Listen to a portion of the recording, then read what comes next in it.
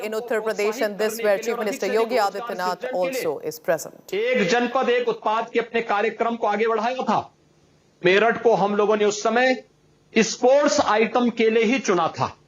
आज मेरठ न केवल देश के अंदर खेल की जुड़ी हुई सामग्री को बना रहा है, बल्कि दुनिया के तमाम देशों को भी इसको एक्सपोर्ट कर रहा है। एक उभरता हुआ मेरठ नए भारत के नए उत्तर प्रदेश में, मेरठ हो या गाजियाबाद, हापुड़ हो या गौतम बुद्ध नगर अथवा अलीगढ़ में जाट आइकॉन जिन्होंने 1915 में गुलाम भारत में एक अंतरिम सरकार का गठन अफगानिस्तान में रह करके कर दिया, राजा महेंद्र प्रताप सिंह के नाम पर प्रधानमंत्री जी ने सितंबर में विश्वविद्यालय के शुभारंभ का कार्य अलीगढ़ के अंदर किया। अनेक ऐसे कार्यक्रम आज जो पश्चिमी उत्तर प्रदेश को विकास की इस प्रक्रिया में कई गुना लाभ प्रदान कर रहे हैं। आज जब एक बेहतर वातावरण के अंदर न केवल सुरक्षा का, न केवल गरीब कल्याण योजनाओं के माध्यम से हर एक गरीब को मकान देने की कार्रवाई, हम आभारी हैं आदरणीय प्रधानमंत्री जी के, जिन्होंने 5 वर्ष में उत्तर प्रदेश को 43.5 लाख प्रधानमंत्री आवास उत्तर प्रदेश के गरीबों को दिए हैं और अभी यूनियन बजट में 80 लाख गरीबों को फिर से प्रधानमंत्री आवास उपलब्ध कराने के एक बड़े लक्ष्य को लेकर के आगे चले हैं। हम आभारी हैं कि उत्तर प्रदेश आज देश के अंदर डबल इंजन की सरकार के साथ न केवल देश की दूसरी बड़ी अर्थव्यवस्था बनने की ओर अग्रसर है, बल्कि उत्तर प्रदेश की प्रति व्यक्ति आय भी 5 वर्ष में दुगनी हुई है। इस अवसर पर आज पश्चिमी उत्तर प्रदेश के इन 5 जनपदों मेरठ, गाजियाबाद, हापुड़, गौतम बुद्ध नगर के नोएडा और अलीगढ़ की 23 विधानसभा क्षेत्र के कार्यकर्ताओं के साथ साथ जनता जनार्दन को आदरणीय प्रधानमंत्री जी का सानिध्य प्राप्त हो रहा है। मैं इस अवसर पर उत्तर प्रदेश के कार्यकर्ताओं की ओर से इन सभी जनपदों के, जिनमें हमारे 10,469 बूथ हैं, 1,874 शक्ति केंद्र हैं, इनके सभी 122 स्थानों पर जुड़ी हुई जनता जनार्दन की ओर से आदरणीय प्रधानमंत्री जी का हृदय से अभिनंदन करता हूं, स्वागत करता हूं। और आज चौरी चौरा शताब्दी महोत्सव का दिन भी है। इस अवसर पर विगत वर्ष आदरणीय प्रधानमंत्री जी ने आज ही के दिन चौरी चौरा महोत्सव का उद्घाटन किया था। मैं क्रांति धरा से आज आदरणीय प्रधानमंत्री जी के सानिध्य में मुझे गोरखपुर से नामांकन करने का अवसर भी प्राप्त हुआ और आज चौरी चौरा दिवस का दिन भी है। मैं इस अवसर पर आदरणीय प्रधानमंत्री जी का एक बार फिर से स्वागत करता हूं, आभार व्यक्त करता हूं कि उन्होंने इस कोरोना कालखंड में भी देश के अंदर जीवन और जीविका को बचाने के साथ ही वर्चुअली तकनीक के माध्यम से लगातार अपना मार्गदर्शन उत्तर प्रदेश के वासियों को प्रदान कर रहे हैं। मैं आदरणीय प्रधानमंत्री जी को सादर आमंत्रित करूंगा कि वह कृपया अपना मार्गदर्शन हम सभी को प्रदान करने की कृपा करें। आदरणीय प्रधानमंत्री जी। नमस्कार, धन्यवाद योगी जी, इतनी विस्तार से आपने सारी बातें रखी हैं। उत्तर प्रदेश के नागरिकों के साथ साथ देश के नागरिकों को भी ये ध्यान आता होगा कि उत्तर प्रदेश में चहुं दिशाओं में विकास कितना तेजी से हो रहा है। हकीकतों के आधार पर आपने विस्तार से उन बातों को बताया है। भाइयों बहनों, आज मेरठ, गाजियाबाद, अलीगढ़, हापुड़ और नोएडा के सभी नागरिक भाइयों बहनों को मुझे वर्चुअली आप सबको नमन करने का, आपसे बात करने का मौका मिला है। इस कार्यक्रम में उपस्थित भारतीय जनता पार्टी के सभी उम्मीदवार, आपके सुख दुख के साक्षी, ऐसे हमारे भारतीय जनता पार्टी के सारे कार्यकर्ता, आज जब मैं आप सबसे बात कर रहा हूं तब ये पूरा क्षेत्र चौधरी चरण सिंह जी, राजा महेंद्र प्रताप सिंह जी, मेजर ध्यानचंद जी जैसे अनेक व्यक्तित्वों की जन्मभूमि और कर्मभूमि रहा है। इस क्षेत्र ने बाबूजी कल्याण सिंह जी के रूप में एक विजनरी, एक समर्पित, गरीबों, दलितों, वंचितों, पिछड़ों के लिए काम करने वाला जनप्रतिनिधि देश को दिया है। आजादी के आंदोलन में अहम भूमिका निभाने वाले इस क्षेत्र को, इस क्षेत्र के लोगों को, और जब देश आजादी का 75 वर्ष मना रहा है तब देशवासी आपके प्रति गौरव करते हैं। मैं आज आप सबको प्रणाम करता हूं। साथियों, कल वसंत पंचमी का बड़ा महत्वपूर्ण त्योहार है। मां सरस्वती के पूजन का दिन है। मैं आप सभी को वसंत पंचमी के इस पावन पर्व के लिए अग्रिम शुभकामनाएं देता हूं। साथियों, अभी कोरोना की वजह से हम लोग रूबरू मिलते, समूह में बातें करते, उसका तो हमारा एक लंबा अनुभव है, लेकिन अब वर्चुअल मिलने का एक नया अनुभव ले रहे हैं। नए युग में नया अनुभव, और डिजिटल व्यवस्था से हम मिल रहे हैं। मुझे याद है इस साल की शुरुआत में मेरा पहला दौरा मेरठ का ही हुआ था। उस दिन मौसम खराब था और इसलिए मुझे सड़क मार्ग से आना पड़ा था, लेकिन मेरठ एक्सप्रेसवे की वजह से मैं 1 घंटे से भी कम समय में दिल्ली से मेरठ पहुंच गया था। इस एक्सप्रेसवे का शिलान्यास करने का सौभाग्य देशवासियों ने मुझे दिया था। मैं इस बात का यह भी सबूत है कि भाजपा की सरकार जो कहती है वो करके दिखाती है, जो काम शुरू करती है उसे पूरा करके दिखाती है। भाई और बहनों, आजादी के बाद यूपी ने अनेक चुनाव देखे, अनेक सरकारें बनती बिगड़ती देखी है, लेकिन ये चुनाव सबसे अलग है। ये चुनाव यूपी में शांति के स्थायित्व के लिए है, विकास की निरंतरता के लिए है, प्रशासन में सुशासन के लिए है, यूपी के लोगों के तेज विकास के लिए है। ये चुनाव सुरक्षा, सम्मान और समृद्धि की पहचान को बनाए रखने के लिए है। और ये चुनाव हिस्ट्री सीटर्स को बाहर रखने के लिए, नई हिस्ट्री बनाने के लिए है।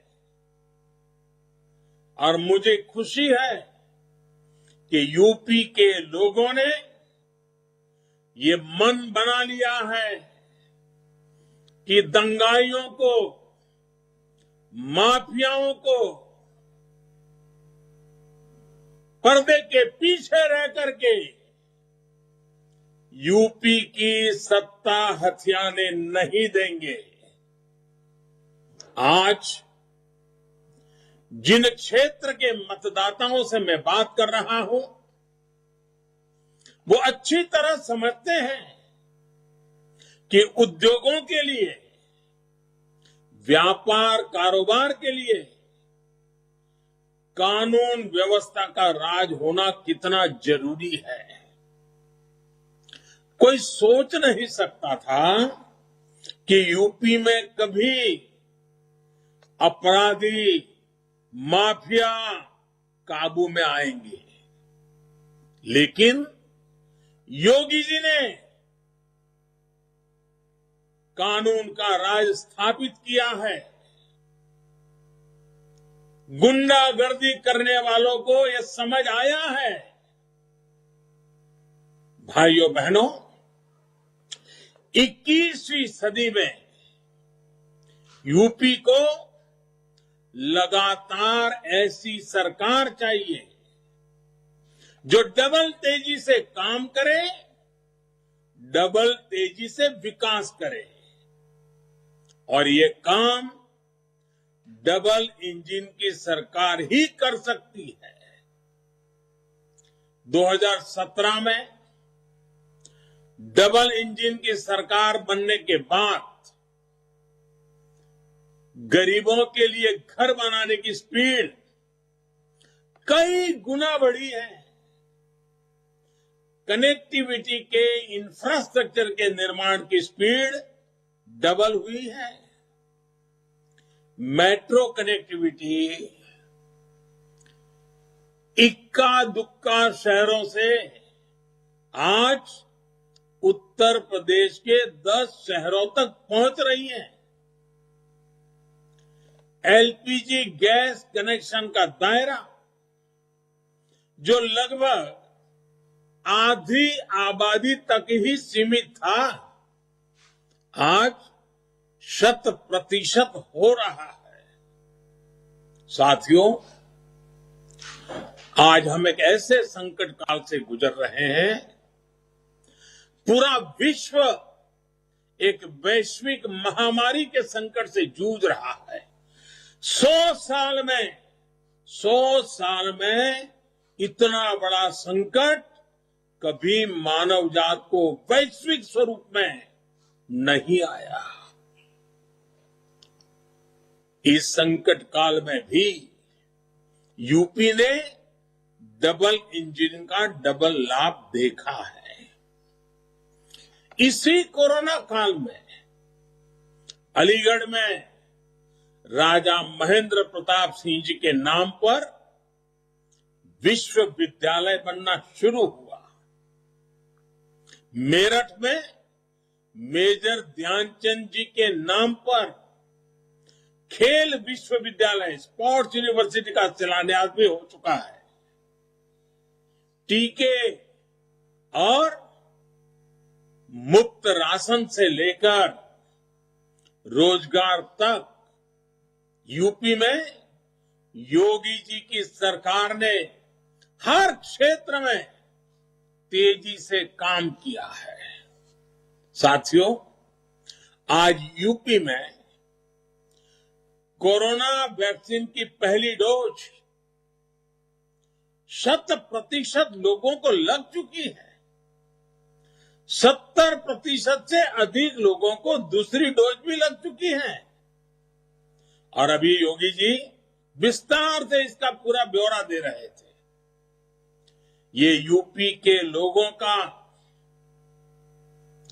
उन लोगों को करारा जवाब है जो अफवाहें फैलाकर कभी वैक्सीन पे क्वेश्चन मार्क लगा देते थे, प्रश्न चिन्ह लगा देते थे, कभी वैक्सीन लगवाने के लिए लोगों डरा रहे थे। मेरे प्यारे देशवासियों, जरा सोचिए, जिन जिन लोगों ने वैक्सीन के खिलाफ अफवाहें फैलाई, सामान्य मानवी के मन को विचलित किया, आपका मेरी बातों में भरोसा था। आपने मेरी बात को मान करके वैक्सीन के लिए आगे आए।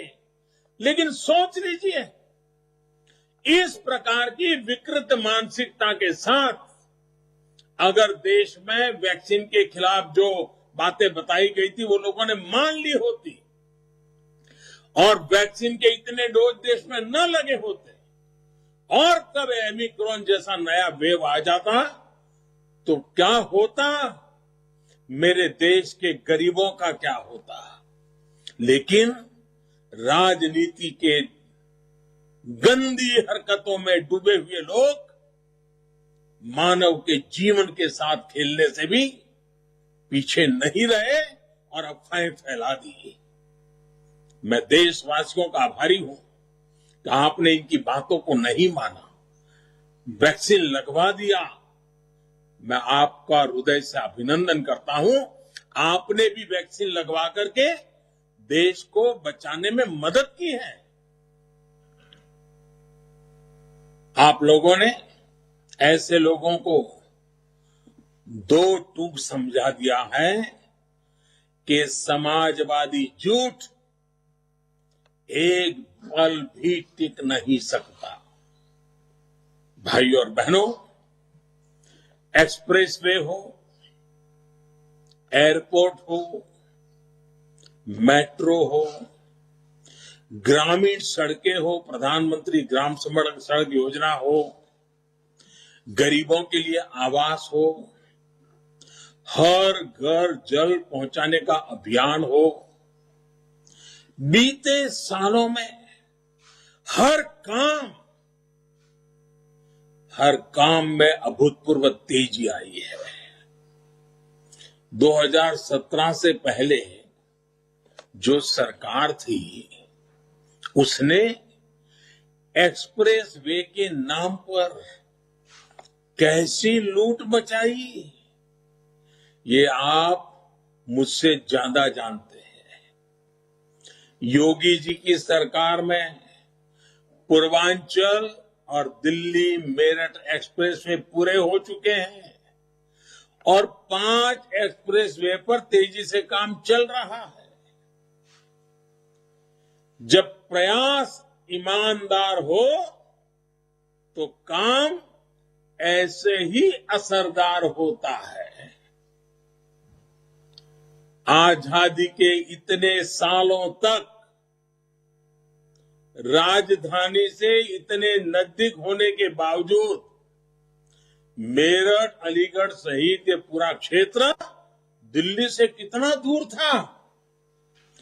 पहले जब दिल्ली से गाजियाबाद, मेरठ या अलीगढ़ जाने की बात भरी होती थी तो लोगों के माथे पर पसीना आ जाता था।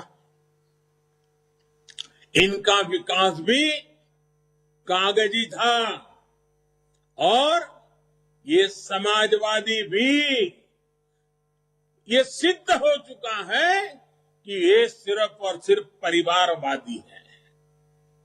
जबकि डबल इंजन की सरकार ने जमीन पर काम किया और आज दिल्ली से दूरी सिर्फ कुछ मिनटों की रह गई है। साथियों, जिस गाजियाबाद से यूपी का उसको गेटवे माना जाता है, उसकी कनेक्टिविटी 5 साल पहले क्या थी ये भी आप भली भांति जानते हैं। गाजियाबाद मेट्रो का विस्तार, ईस्टर्न पेरिफेरल एक्सप्रेसवे का निर्माण और हिंडन एयरपोर्ट से इस क्षेत्र की कनेक्टिविटी अब बेहतर हुई है। Delhi, Ghaziabad, Meerut regional rapid transit system इसे और मजबूती देगा।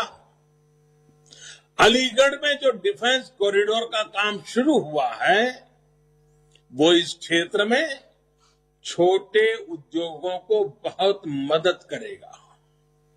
इससे युवाओं के लिए भी रोजगार के नए अवसर बनेंगे। अलीगढ़ का ताला हो, मेरठ का कैंची उद्योग हो या फिर स्पोर्ट्स इंडस्ट्री, सरकार के प्रयासों से अब और सशक्त हो रही है। इसे वन डिस्ट्रिक्ट वन प्रोडक्ट अभियान से भी मदद मिल रही है।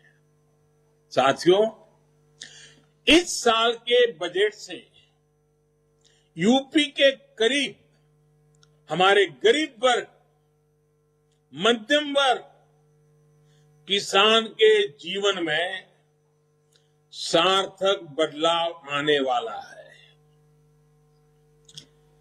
जब से ये नया बजट आया है तो पूरे देश में इसकी भूरी भूरी प्रशंसा हो रही है। ये देश के गरीब की जरूरत, मिडिल क्लास और युवा भारत की आकांक्षाओं को बल देने वाला बजट है।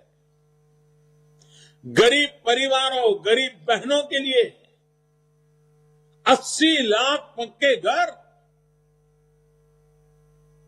करीब 4 करोड़ गरीब बहनों के घर में नल से जल, देश की पहली राष्ट्रीय डिजिटल यूनिवर्सिटी, ये जितने भी प्रावधान हैं वो गरीबों को, गरीब परिवारों के युवाओं को गरिमा देंगे, आगे बढ़ने की शक्ति देंगे। पानी से जुड़ी परियोजनाओं के लिए भी एक बहुत बड़ा प्रावधान किया गया है। जो पानी की कमी से जूझ रहे हैं, ऐसे यूपी के अनेक क्षेत्रों को राहत देगा। इस बजट से यूपी के गांवों और शहरों की स्वच्छता के लिए एक बहुत बड़ी राशि का प्रावधान किया गया है। प्रधानमंत्री ग्राम सड़क योजना के लिए भी जो बहुत बड़ी राशि रखी गई है, उससे भी यूपी के गांव, गरीब और किसान को सबसे अधिक सुविधा मिलेगी। वाराणसी कोलकाता एक्सप्रेसवे हो, गोरखपुर सिलीगुड़ी कॉरिडोर हो, बजट में प्रस्तावित ऐसे हजारों करोड़ रुपए के प्रोजेक्ट यूपी की कनेक्टिविटी को और मजबूत करेंगे और ये प्रोजेक्ट साथ में रोजगार भी लाते हैं। भाइयों और बहनों, ये कागजी समाजवादी जो 100% परिवारवादी है और उनके सहयोगी इतने सालों तक सत्ता में रहे, लेकिन खेती की समस्या और किसानों की परेशानी को इन्होंने समझा ही नहीं। दशकों से खेती की जो व्यवस्था चली आ रही थी, जिससे किसान परेशान था, उसको सुधारने का साहस इन्होंने जुटाया ही नहीं, क्योंकि स्थितियों को बदलने में मेहनत करनी पड़ती है। इसलिए स्थिति ज्यों की त्यों रहे, यही कोशिश इन्होंने की, क्योंकि वो तो सोते सोते सपने देखना यही तो उनका काम है। लेकिन डबल इंजन की सरकार को खेती और किसान के वर्तमान और भविष्य की चिंता है। इसलिए कृषि का बजट पिछली सरकारों की तुलना में आज 6 गुना हो चुका है। पीएम किसान सम्मान निधि के 70,000 करोड़ रुपए में से बहुत बड़ा हिस्सा उत्तर प्रदेश के छोटे किसानों को मिलेगा। अपनी उपज की कीमत के लिए कई कई महीनों किसानों को इंतजार करना पड़ा था। डबल इंजन सरकार अब तुरंत एमएसपी को बैंक खाते में जमा कर रही है। एमएसपी खत्म हो जाएगा। जैसे वैक्सीन की अफवाहें फैलाई ना, वैसी इसकी भी अफवाहें फैलाई। झूठ बोलो, अफवाह फैलाओ, गुमराह करो, इससे ऊपर इनके पास कोई हथियार ही नहीं बचे हैं। एमएसपी खत्म हो जाएगा, ये अफवाहें फैलाने में इन्होंने कोई कसर नहीं छोड़ी। लेकिन यूपी में डबल इंजन की सरकार ने 2017 से पहले की अपेक्षा एमएसपी पर खरीद में कई गुना अधिक वृद्धि की है। छोटी मोटी वृद्धि नहीं। इस वर्ष भी यूपी सहित देश के किसानों को लाखों करोड़ रुपए एमएसपी के रूप में मिलने वाले हैं। अफवाहों की राजनीति करने वाले ये वही दल है, वही नेता है जिनकी सरकारों ने यूपी की करीब 2 दर्जन से ज्यादा चीनी मिलों में ताले लगा दिए थे। उनको अलीगढ़ ताले लगाने के लिए याद आया और योगी जी बड़े विस्तार से इसका वर्णन कर रहे थे। गन्ना किसानों का बकाया सालों साल चलता रहता था। योगी जी की सरकार ने बीते 5 सालों में पुराने बकाये सहित 1.5 लाख करोड़ रुपए से अधिक का भुगतान किया है। पिछली सीजन का भी लगभग पूरा भुगतान हो चुका है और इस बार का भी बकाया तेजी से निपटाया जा रहा है। यही नहीं, योगी सरकार ने नई चीनी मिलें भी बनाई है और अनेक पुरानी चीनी मिलों की क्षमता का विस्तार और आधुनिकीकरण भी किया है। गन्ने से इथेनॉल बनाने की बहुत बड़ी क्षमता अब यूपी में तैयार हो रही है। एक प्रकार से यूपी का इथेनॉल देश को दौड़ाएगा, ये ताकत पैदा कर रहा है योगी जी की सरकार। इसलिए तो यूपी के गन्ना किसान भी आज कह रहे हैं कि फर्क साफ है। साथियों, 1 फरवरी को जो बजट आया है उसमें यूपी सहित पूरे देश की खेती में पारंपरिकता और आधुनिकता के संगम का भी एक अद्भुत विजन है। एक तरफ गंगा जी के किनारे प्राकृतिक खेती, केमिकल फ्री खेती, किसानों की लागत कम करने वाली खेती को प्रोत्साहित किया जा रहा है। वहीं दूसरी तरफ किसानों को ड्रोन और दूसरी आधुनिक टेक्नोलॉजी के व्यापक उपयोग के लिए मदद का प्रावधान किया जा रहा है। इस बजट में मोटे अनाज से अधिक लाभ का प्रोत्साहन भी है और फूड प्रोसेसिंग उद्योगों पर अधिक निवेश की प्रतिबद्धता है। और जब मोटे अनाज की बात करते हैं तो उसका सीधा संबंध छोटे किसानों से ही आता है। कठिन से कठिन भूमि पर मेहनत करके छोटा किसान जो पैदा करता है वो ज्यादातर मोटे धान पर ही जाना पड़ता है। इसलिए साथियों, 5 साल पहले तक ये हम समझे ये माफियावादी केंद्र की योजनाओं का लाभ यूपी के गरीब, दलित, पिछड़े तक नहीं पहुंचने देते थे।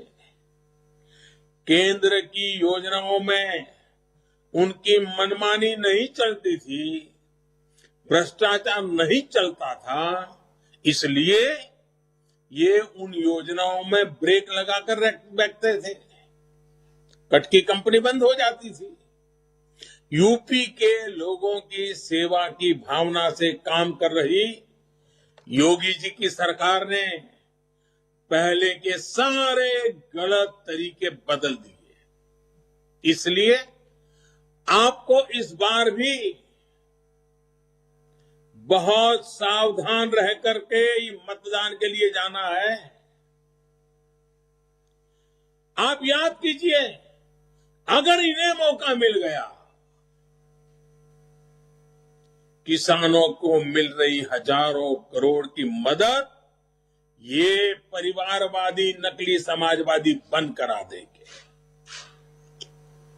किसानों के बैंक अकाउंट में जो एमएसपी का पैसा जा रहा है, ये परिवारवादी समाजवादी नकली समाजवादी उसे भी रोक देंगे। आपको इस कोरोना काल में जो मुफ्त राशन मिल रहा है, ये सिर्फ अपना परिवार का पेट भरने वाले लोग नकली समाजवादी आपको भूखा छोड़ेंगे, ऐसे लोग हैं। गरीबों को 5 लाख रुपए के मुफ्त इलाज की जो सुविधा हमारी सरकार ने दी, ये परिवार के सुख के लिए जीने वाले लोग उसको भी बंद करा देंगे। गरीबों के, दलितों के, पिछड़ों के बच्चों को जो स्कॉलरशिप मिलती है, ये परिवार के बच्चों का भला देखने वाले आपकी ओर देखेंगे भी नहीं, और पता नहीं स्कॉलरशिप कहां इधर उधर चली जाएगी। गरीब के कल्याण की सभी योजनाओं पर ये चीनी मिलों की तरह ताला ही लगाने वाले हैं, और कुछ वो कर ही नहीं सकते हैं। आप हमेशा याद रखिएगा, ये मध्यम वर्ग की जेब पर डाका डालकर रियल एस्टेट माफिया को दे देंगे। नोएडा, गाजियाबाद के लोगों से बेहतर इन्हें कौन जानेगा। राशन माफिया से लेकर कमीशन माफिया तक, ठेका माफिया से लेकर खनन माफिया तक, नकली कहने के समाजवादी और पूरी तरह परिवारवादी फिर पुराने अवतार में आने के लिए तैयार बैठे हैं। भाई और बहनों, माफिया से इस लड़ाई में हमारी सबसे बड़ी ताकत हमारी माताएं हैं, हमारी बहनें हैं, हमारी बेटियां हैं। उत्तर प्रदेश की बहनों बेटियों ने विशेष रूप से गरीब, दलित, पिछड़े वर्ग और मुस्लिम बहन बेटियों ने सुशासन के डबल इंजन का अनुभव इन 5 वर्षों में किया है। दंगाइयों और दबंगों को खुली छूट देने वालों की सरकार ने सबसे बड़ा हित बहनों का, बेटियों का किया है। भाजपा डंके की चोट पर कह रही है कि दबंग और दंगा राज यूपी में अब नहीं लौट सकेगा। बीते 5 वर्षों में कानून का राज स्थापित करने के लिए पुलिस में लगभग 1.5 लाख भर्तियां हुई है। इसमें और इससे पहले के 15 सालों में 1.25 लाख से भी कम भर्तियां हुई थी। इसमें भी अगर बेटियों की भागीदारी देखी जाए तो 2017 से पहले यूपी में 12,000 से भी कम महिला पुलिसकर्मी थी। जबकि योगी जी की सरकार ने सिर्फ 5 वर्षों में 20,000 से अधिक बेटियों को पुलिस में भर्ती किया है। नारी की सुरक्षा, सम्मान और अवसर के ऐसे ही अनुभव के कारण यूपी की बहन बेटियां कह रही है, फर्क साफ है। भाइयों और बहनों, जब मैं दंगाइयों को आए दिन बंदूक की नोक, चाकू की अणी पर खेल खेलने वाले लोग योगी जी की सरकार को सहन नहीं कर सकते। वे पूरी ताकत लगा देंगे कि योगी जी फिर से ना आए। मैं उत्तर प्रदेश के लोगों को कहना चाहता हूं, अगर इस प्रकार के तत्व अपना खेल खेलने में थोड़े से भी सफल हुए तो ये देश में, उत्तर प्रदेश में पक्का कर लेंगे कि कोई उनको हाथ नहीं लगा सकता है। वो पहले से ज्यादा बेफाम हो जाएंगे, वे और बर्बादी लेकर के आएंगे। ऐसे लोगों को कभी सफल नहीं होने देना है। ऐसी ताकतों को कानून मानने के लिए मजबूर करना ही होगा और इसके लिए योगी जी की सरकार बहुत जरूरी है।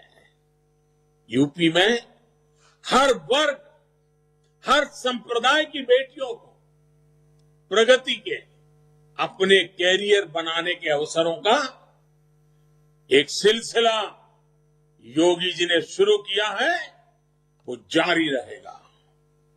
बेटियों की शादी की उम्र को बेटों के बराबर करने के पीछे भी सबसे बड़ी प्रेरणा यही है कि बेटे बेटी एक समान। यूपी में आज लगभग 5,500 रजिस्टर्ड स्टार्टअप्स हैं, जिनमें से बहुत सारे स्टार्टअप में हमारी बेटियां भी डायरेक्टर हैं। इसी प्रकार मुद्रा योजना से भी जो बिना गारंटी के ऋण मिल रहे हैं, इसमें भी लगभग 60% से ज्यादा महिलाएं हैं। बीते 5 सालों में यूपी में लाखों बहनें गांव गांव में बैंकिंग सेवाओं से जुड़ी है। इस बजट में भी महिलाओं के लिए पिछले वर्ष की तुलना में बजट में बढ़ोतरी की, हमने बहुत बड़ी बढ़ोतरी की है। मैं अपनी बहनों बेटियों से विशेष तौर पर कहूंगा, बीते 5 साल में जो बदलाव आया है, ये दबंग और दंगाई मानसिकता, ये लोग अगर मौका मिला, पिछले 5 साल में उसको जो कानून हमेशा उनके माथे पर लटकता रहा,